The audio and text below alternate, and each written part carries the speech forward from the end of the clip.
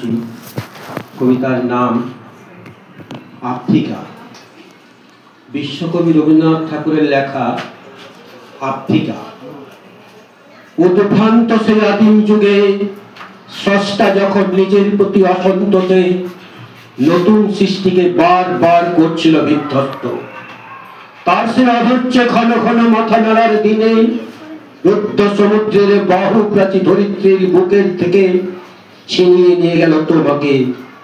Africa, বাংলে তোমাকে বনস্পতির নিবিড় পাহারায় কৃপণ আলোর অন্তঃপুরে, সেখানে নিভৃত অবকাশে তুমি সংগ্রহ করছিলে দুর্গমের রহস্য, চিনছিলে জলের স্থল আকাশের দুর্বল সংকেত, প্রকৃতির দৃষ্টি অতিথি জাদু মন্ত্র জাগাচ্ছিল তোমার চেতনাতীত মনে।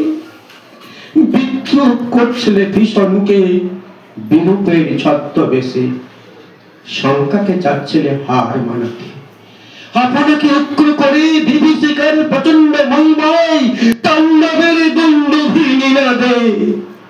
তাই ছাড়া আফ্রিকা, কালো ঘন্টার নিচে অপরিচিত ছিল তোমার মানব রূপ উপেক্ষার আবিল দৃষ্টিতে। হিমে লোহার হাত করে নিয়ে নখ যাদের তীক্ষ্ণতা তোমার নেকড়ের চেয়ে এলো মানুষ ধরার দল। গর্বে যারা অন্ধ তোমার সূর্যহার অরণ্যের চেয়ে সত্যের বর্বর লোভ নগ্ন করলো আপন নির্লজ্জ অমানুষতা। তোমার ভাষাহীন ক্রন্দনে বাষ্পাকুল অরণ্য পথে পুঙ্কিল হলো তুলি তোমার রক্তেই অশ্রুতে মিশে।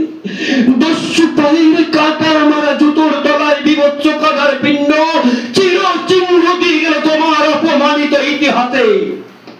সমুদ্র পারে সেই মুহূর্তেই তাদের পাড়ায় পাড়ায় মন্দিরে বাজছিল পূজার ঘণ্টা।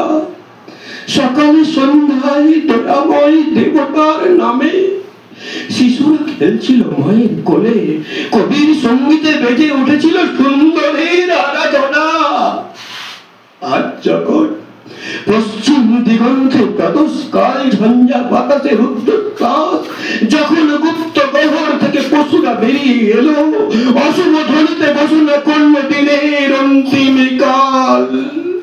এসো এসো যুগান্তের কবি, আসন্ন সন্ধ্যার শেষে রশ্মি পাতে দাঁড়াও ওই মান আর মানবীর দ্বারে, বলো ক্ষমা করো হিংস প্রলাপের মধ্যে সেই হোক তোমার সভ্যতার শেষ পুণ্যবাণী।